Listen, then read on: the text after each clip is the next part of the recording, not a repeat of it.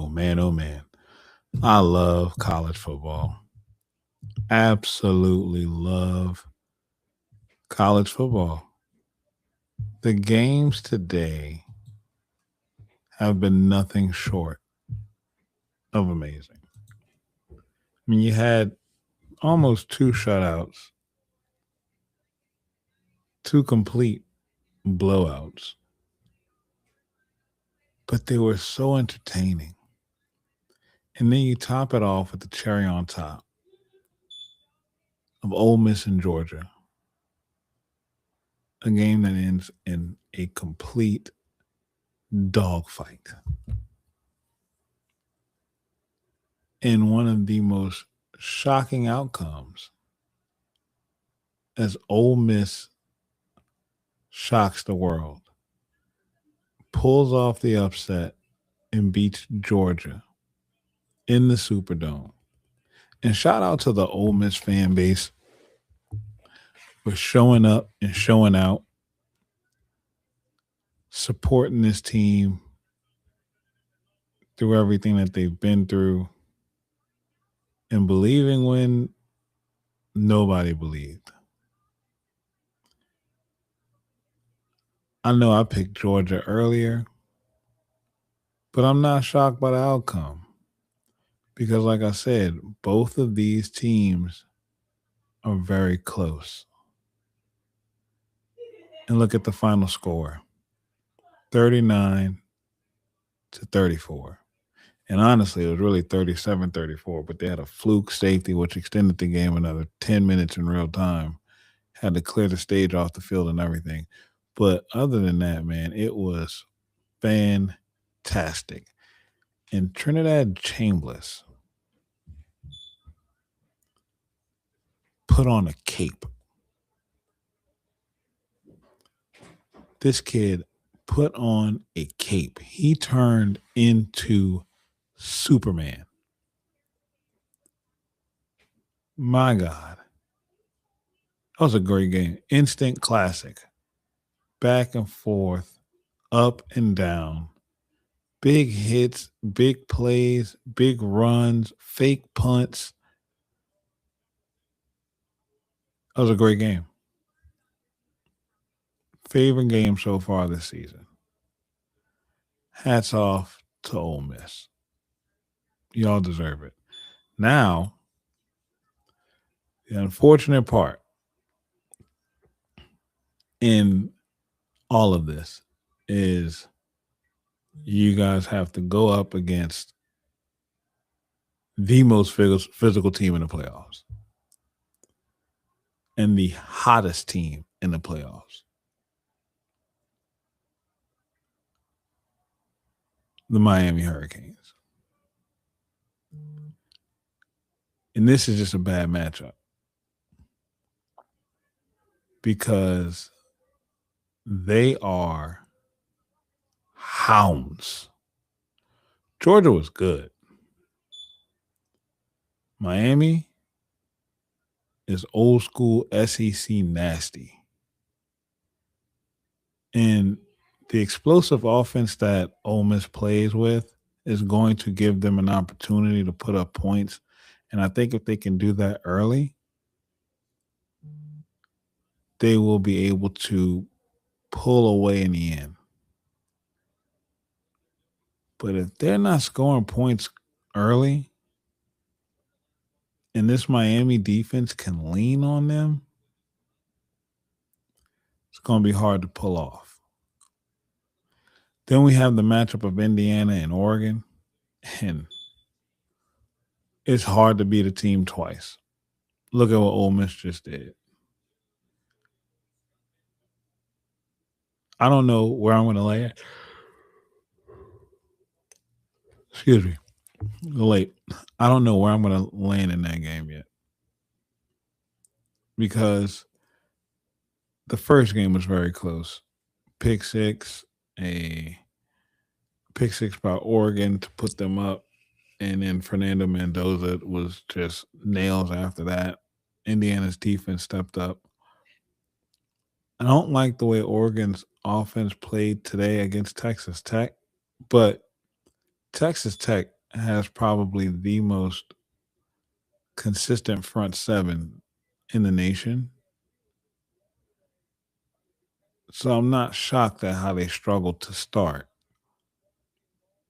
But going up against Indiana again for a second time is going to be a challenge all within itself. And Kurt Signetti is going to have those guys ready to play. Like it's the first time that they played this year.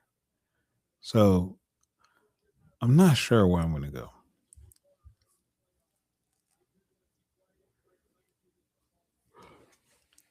What I will say though is these games are going to be good. These games are going to be absolutely amazing. And to think that we get Ole Miss and Miami in the Fiesta Bowl in Miami. No, it's not in Miami. I'm sorry. The national championship is in Miami. I think the Fiesta Bowl is in Arizona. Ole Miss and Miami next Thursday night at 6:30.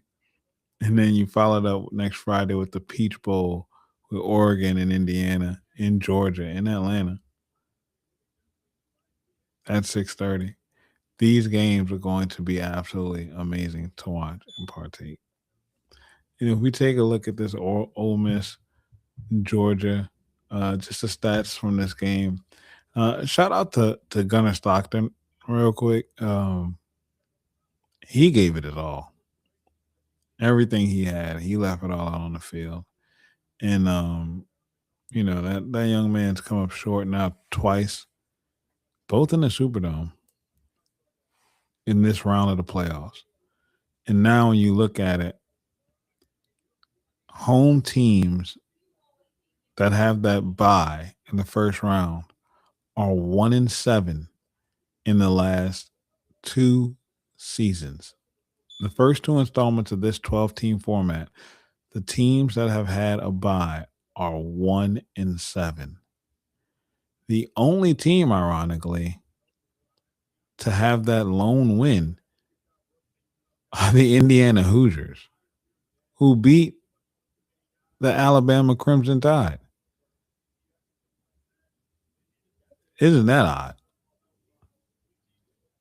But Gunnar Stockton, man, shout out to you. Shout out to Nate Frazier, who was hurt in this game in the third quarter. Yeah, you could tell like when he went out, like the running game changed a little bit. They lost a little bit of the edge that they had with him in the game. Zachariah Branch made plays. Shout out to y'all. Shout out to you too. The surprising thing I will say about the Georgia defense is that outside of the fumble from Kejuan Lacey, they didn't force any turnovers and they didn't get any sacks. And Trinidad was the main reason behind that because of how elusive he was in the pocket. I mean, they had a play where my guy scrambled all the way back to the goal line and just flipped the ball up to Kejuan to get out of trouble, and they made a play.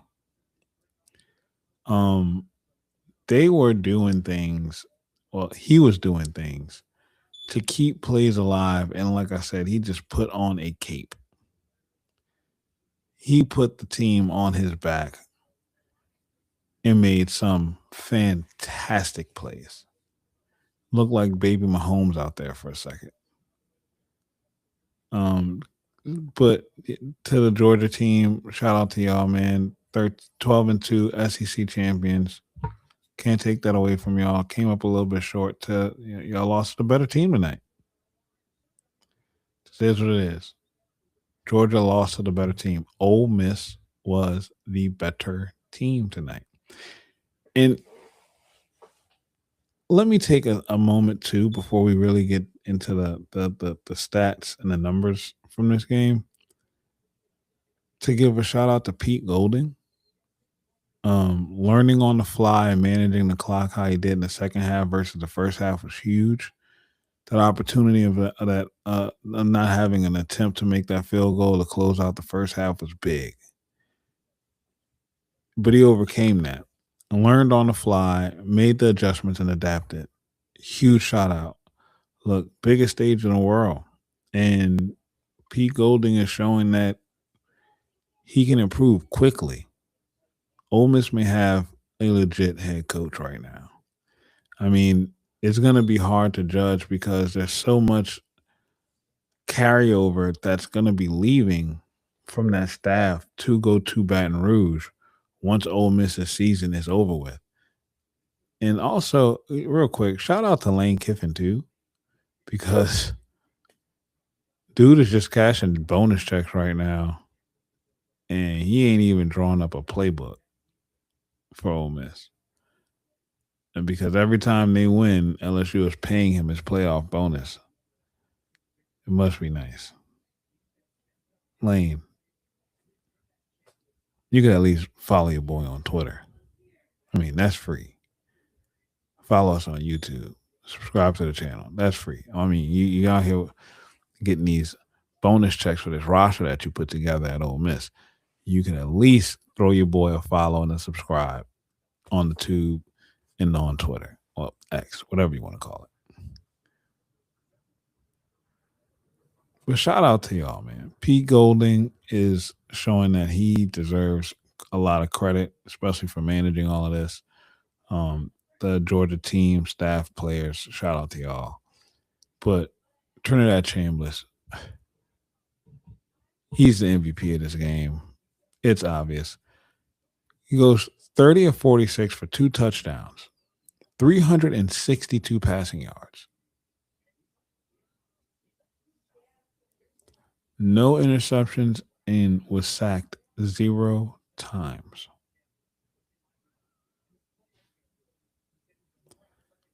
Making plays. He was making plays. Like, come on, guys. You got to give the guys props now. The Heisman voters missed out on this kid. There's no way in hell you're telling me that this kid shouldn't have at least been on a plane to New York. Amazing. Absolutely amazing. Then you look at Kejuan Lacey. Like I said, he had that fumble in the first half that led to an immediate touchdown. But other than that, he finished with 22 carries, 99 yards, and 2 touchdowns. And then the receivers for Ole Miss stepped up huge. I think they had 200-yard receivers. I know Harrison Wallace had 156. Let me see. Yep, and Stribling had 122. Both of them are averaging over 17 yards a catch. Harrison Wallace had 9 receptions for 156 and a touchdown with a long of 44, and then Stribling had 7 receptions for 122, 17.4 yards per carry with a long of 40. They had in total 1, 2, 3, 4, 5, 6, 7, 8, 9, 10 different receivers with at least 1 catch. Just dotting all over the field.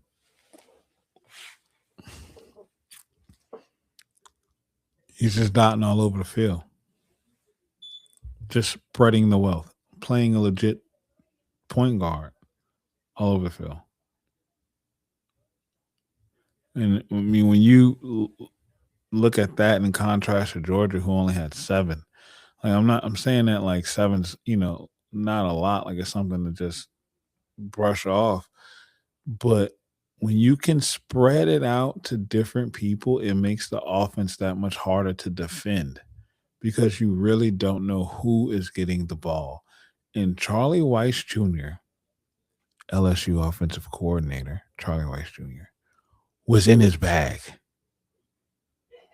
He was in his bag. Let's not get this twisted. That man was dialing up plays. He was in his bag.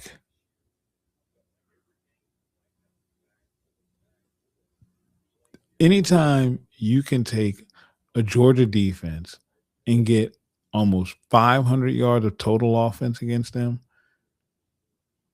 you're doing something really well. And man, I wish LSU could have a coach like that. And we do. Can't wait till next year. That's all we got to look forward to is next year. But as a college football fan, I'm looking forward to watching Ole Miss play against Miami and to see what kind of schemes that Charlie Weiss Jr. will be able to come up with. And as the week goes on, as we get closer to the game, we're gonna spend some time and really break that game down. But um, tonight is about celebrating the Ole Miss Rebels and them getting on the precipice of making it to a national championship. Like, I can't believe it in my lifetime that I would imagine that I would be alive to see the day that Ole Miss is one game away from making it to the national championship. Congratulations, Rebels. Hotty tidy. Do your little chants, do your little dance, enjoy Bourbon Street tonight. I know it's gonna be lit. Y'all took the dome over and absolutely controlled it. Y'all showed up to NOLA and showed out. Make sure y'all pass by Randazzo's here in a couple weeks, in a couple days before you're on your way to Arizona for the Fiesta Bowl, and bring a king cake with you. Bring some of that New Orleans gree with you to uh to the Fiesta Bowl and see if you can carry this juice over. Um, it's funny for me because I can't stand Ole Miss, but I do love and respect Ole Miss because of Corey and my relationship that I had with him. And I'll always hold a special spot in my heart for Ole Miss because of that. The dislike, shall I say? I don't hate Ole Miss, but the dislike that I have is just because of LSU and the fact that I went to LSU, and that is a rivalry for us, quote unquote. You know, it's not. I can say that my time at LSU, it was we were focused on Bama, and we always looked down on Ole Miss. Ole Miss deserves a lot of respect and can no longer just be looked at as little brother. They've earned that.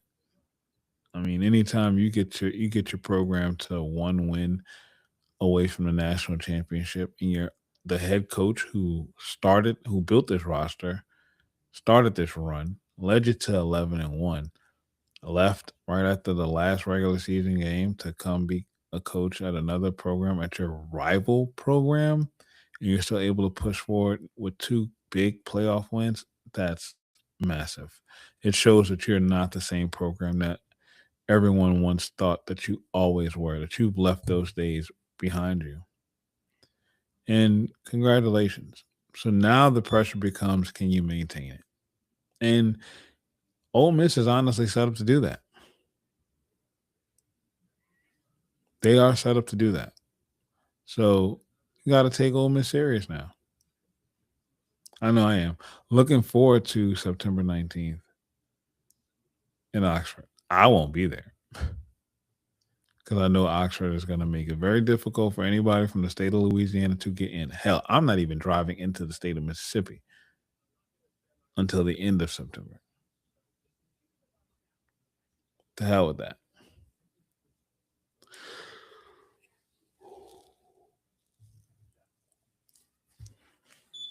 So I just want to say that I was very impressed, very pleased. The product on the field tonight was great between Georgia and Ole Miss. It was definitely my favorite game to watch. But the game I enjoyed the most was watching Indiana kick the absolute teeth into Alabama. So much so that Ty Simpson got benched because he was hurt. Indiana dominated Alabama. And I cannot believe I'm saying this. Indiana was the stronger, more physical, more well coached, and well prepared team.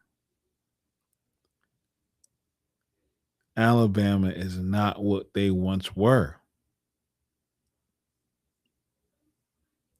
And the Indiana Hoosiers are now sitting at the top of the food chain with the target on their back.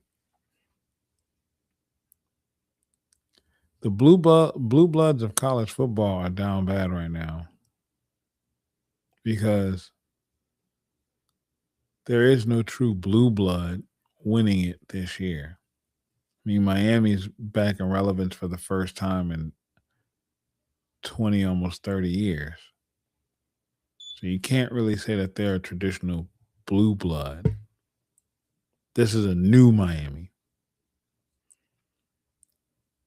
Oregon has never been at this point. They've always had some stroke and some swag, but to be one game away from the national championship is something that they've only hoped to be at.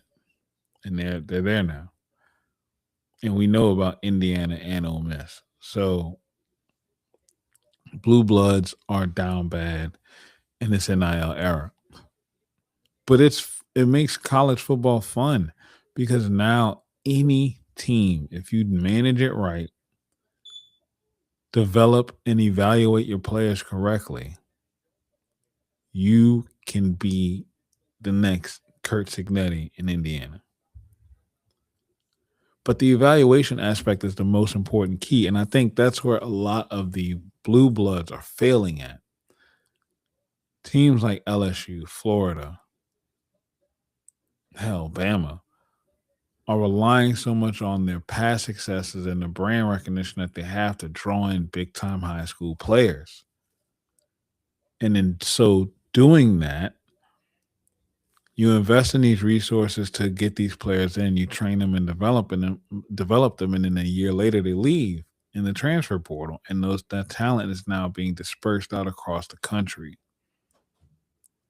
So you have to then reevaluate and reassess players who are currently playing in college football and then get them to come to your program, believing that you're the only way that they, one, can get the bag that they need to get, and two, have a path to the NFL, and then three, potentially winning a national championship.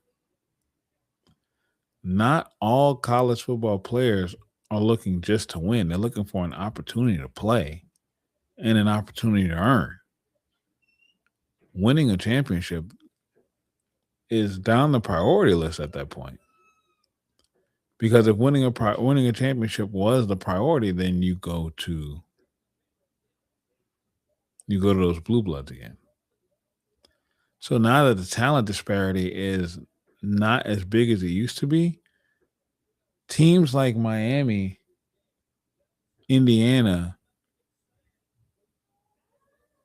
can pop off real quick, can make quick turnarounds. I mean, hell, just before Kirk Cincinnati had got to Indiana, the previous coach, I think it was Tom Hall. I can't think of his name right now, it's slipping my mind. But he had only won 9 games. Indiana is 14-1. Kirk Cincinnati has only lost 2 games as the coach of Indiana. So you can quickly turn around a program if you do it right. And the Blue Bloods, I think, are starting to adapt to this because now they have to. And I love the approach that Lane Kiffin is taking, only signing 14 high school players. Gonna go heavy in the portal. And his evaluation process is amazing. I mean, the Ole Miss team that we see that just beat Georgia tonight is a product of the evaluation from Lane Kiffin. That is on him. That is his thing. He built that team, and nobody can take that away from him. So when you see these teams and you see these programs that traditionally aren't at this level of competition or at this stake in a playoff run, it's because they've nailed the evaluation process of it. They knew which players fit their programs, fit the needs. They know how to split up the NIL money, and then they coach them and develop them into the players that they need to be. So I am absolutely excited for the future of college football because it makes you wonder who can be the next Indiana. And will those traditional powerhouses that we're accustomed to ever really get their footing back? The whole SEC conference is down bad right now because we're getting skull dragged by everybody. And I'm gonna be the first to tell you, when it comes to me personally, if it's not LSU, I'm not cheering for the SEC. I don't want to see SEC teams win. I don't care. I don't need them to have any other type of recruiting base against LSU. And I'm just putting it out there. But I can respect these organizations. I can respect these programs and what they do. That's why I have so much respect right now for Ole Miss. They deserve everything that they have. They earned it. They earned it all. Nobody can downplay it or take it away from them. They earned this position. So, not staying on long tonight. Just wanted to jump on here real quick and kind of recap the events of the last 2 days. We will have some more content coming out tomorrow. So follow us. We're on Facebook, Timeouts and Tangents. We're on Twitter, TNT _Podnola. And of course, we're on YouTube, Timeouts and Tangents. And we're on TikTok, Timeouts and Tangents. Same little logo, same little picture right there. Timeouts and Tangents. Follow us, like, comment, subscribe. Comment, y'all. I want to talk to y'all. And then follow me on Twitter. Not just at TNT _Podnola, but I'm on my personal page too. AJP413. I have nothing but fun over there on Twitter and on social media. It's absolutely funny. So follow me. Hit me up. Let's talk. Let's comment. Let's talk about these games. Let's build this community out. Let's flesh all this out, man. I need y'all to have a community. So follow me. Let's have fun. Happy New Year. Happy 2026. Let's start the year off right. Let's build this thing. I can't wait to see where this channel is, where our community is going to be in 366 days. Well, 364 days, technically, because today's almost over with. At the end of the year, on December 31st. I can't wait to see where this community is going to be on December 31st. Love y'all. Have a great night. Be safe. To all the Ole Miss fans out there, enjoy everything that New Orleans has to offer tonight. The city is y'all's. Y'all own it. Y'all deserve it. Y'all played a hell of a game. I know the libations will be flowing. Paint the town in powder blue and red. Y'all deserve it. Shout out to Indiana. Shout out to Miami. And shout out to Oregon as well. Wherever your fan bases are right now, enjoy it. Especially Indiana fans. Man, it's one thing to win, but to win in the fashion that they did in the Rose Bowl earlier today, hoo-wee. Yeah, y'all are not dreaming. Pinch yourselves. This is a real life thing. The Hoosiers, Hoosiers are dominating the football field. Shout out to y'all. Love y'all. Once again, this is your boy AP, TNT, Timeouts and Tangents. Y'all have a good night.